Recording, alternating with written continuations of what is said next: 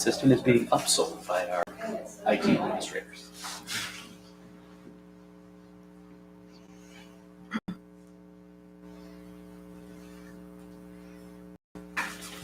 Check on their phone and see if it's working.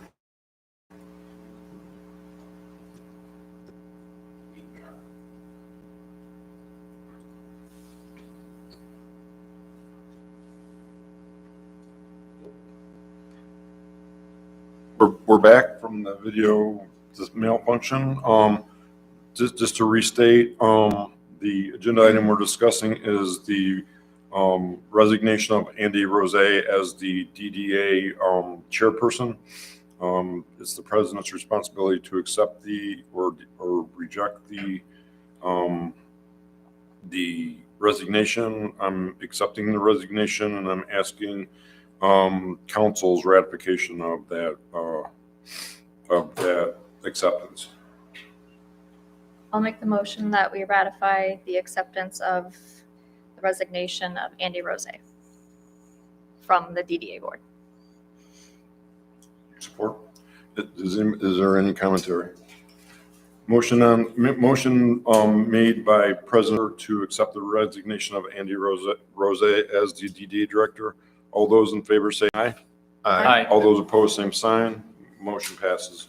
The second item on our agenda tonight is the second quarter 2025 budget amendments. Ms. Miller. Yes, included in your packet are the proposed budget amendments for the second quarter of fiscal year 2025. The significant changes were we continue to get a high interest rate on our investments, so that is higher than we have anticipated, so that's why there's an increase in that. The second one is in the local streets. The Category B portion of the Category B expenses from last year's project didn't get paid until this fiscal year, but it's really a net effect of zero because what didn't get expensed in 24 rolled over to the fund balance. Fund balance is decreasing to around $24,000, and that's due to the purchase of the police interceptors.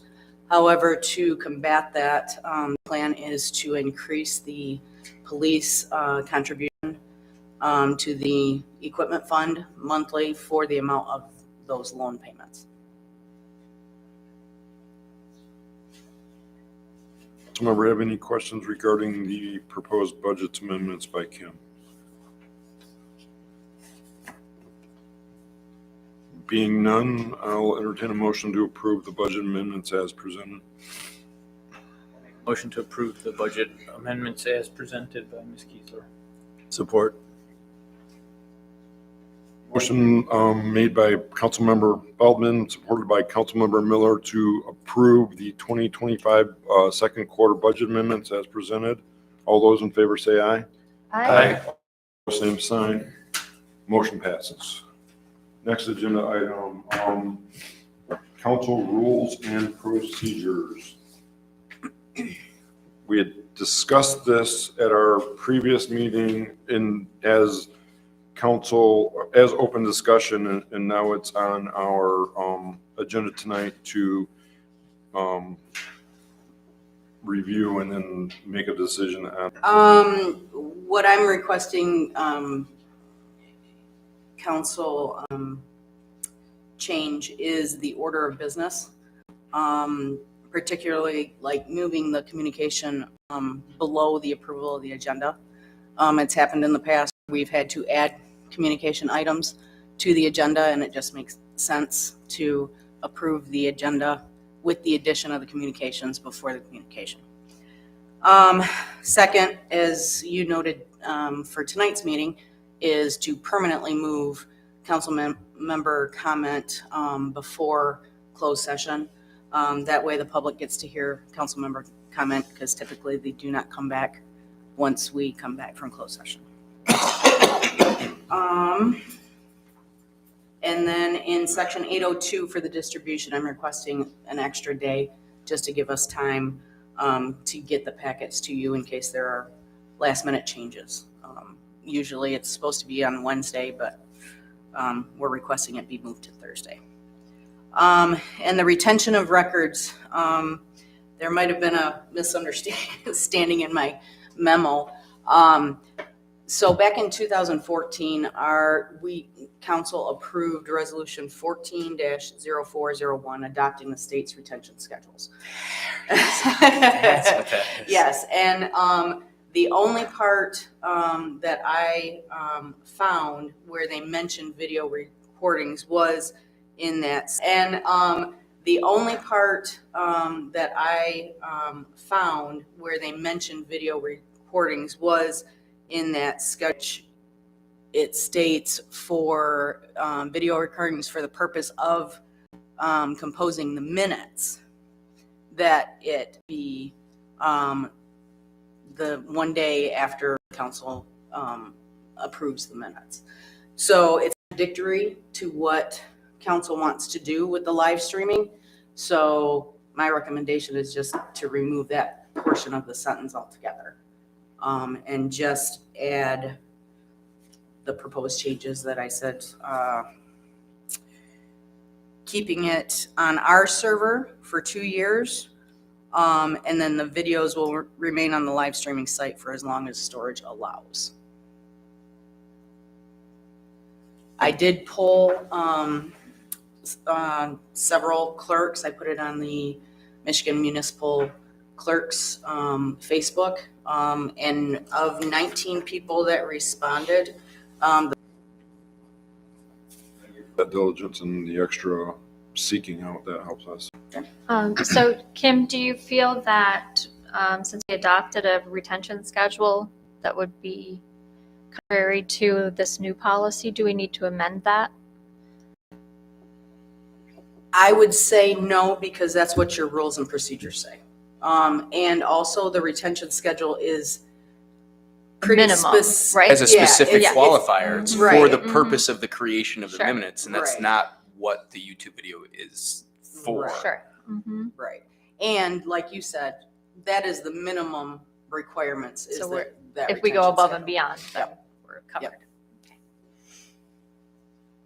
Well, I think these are all great changes. I don't have any Yeah. comments. I like all of them as well. I do have one concern, and I'm not sure it's really that big of a deal. I'm concerned, and I know this would be a rarity or unusual, but since we're not open Fridays, if it comes out on Thursday and then there's an issue, there's no real fixing it and getting it back out if we don't have that extra day to correct, or otherwise I guess it could be corrected on Monday, but it's pretty late notice for a correction. As long as everybody's okay with that rare hypothetical circumstance, there's a possibility that there needs to be a correction. Well, if it's that important, then even though we're off on Friday, clerk and manager should have availability to make corrections if necessary, remotely. Potentially, I mean, sometimes that paperwork is here and for it to be Right. scanned, and it's they have access to their system, but not necessarily all the materials necessary for putting together the agenda packet. That's a project. And the only reason why I put it that way is it wasn't that many who were pranking me, and should that have been the situation on the Monday right before, I just think it makes things more hectic. But I know that is a rarity. We don't frequently have corrections to these, so. I guess that was the only concern I really had about that, but if everybody else doesn't have a concern, then live with that. I think in practice, aren't they coming out on Thursday anyway? Yeah. I don't remember getting one on Wednesday in the It's last. been a while. eon. It's been a while. Yes. Right. I do have, Kim, I think you made great suggestions here, ones that we didn't think to make. And since you were more thorough and I really had to pay good attention to it again, I do have a couple of additional recommended changes to it as well now. Just minor things that I noticed. So I'd just like to mention what those are. 7.02C. If we could look at 7.02C, you'll see that it says, and then on 9.02, this can be an issue at some point. 9.02 says that a agenda will be developed by the village manager, village clerk, and/or designee, and any member of the council may request that an item be removed from the consent agenda and placed on the regular agenda for discussion.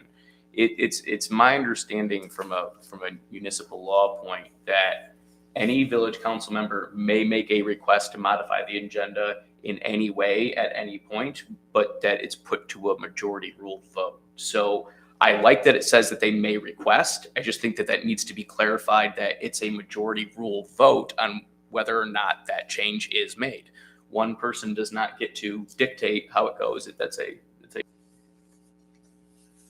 So how would we, I think, with approval? by yeah, the it just majority of the council members? Pending. Pending a majority vote of the village council.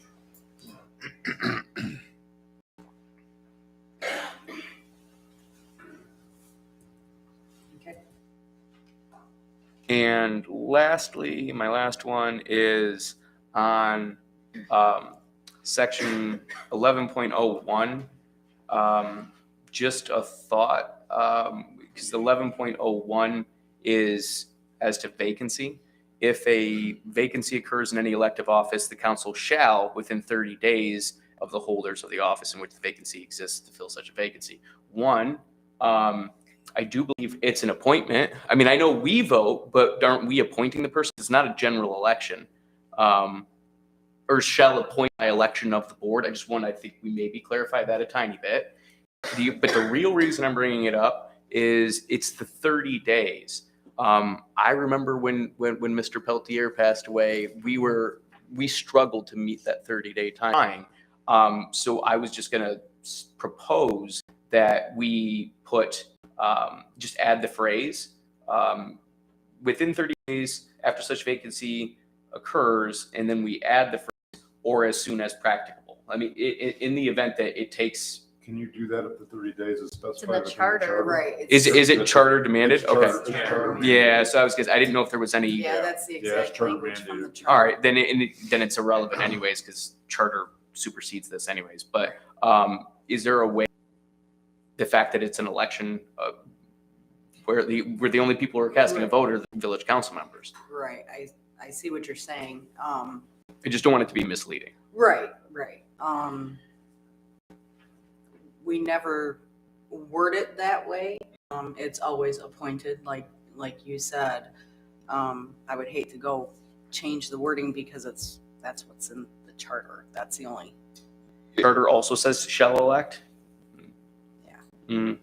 I mean, I don't know that we change the meaning by say shall appoint by election of the village council, because it's still absolutely meeting the spirit and intent.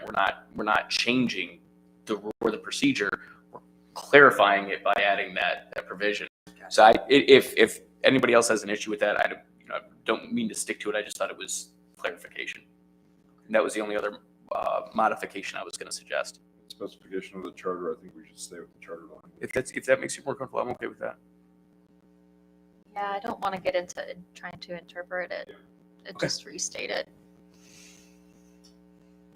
Good point, then. Procedure would be alter the charter and then file suit. Yeah, well, I mean, it's not worth trying to. Yeah, because then Petition it goes put it to a in- general election. Exactly, and it's not that worth it. It just Yeah. if I can make the language more clear, I'd rather make it more clear. But it's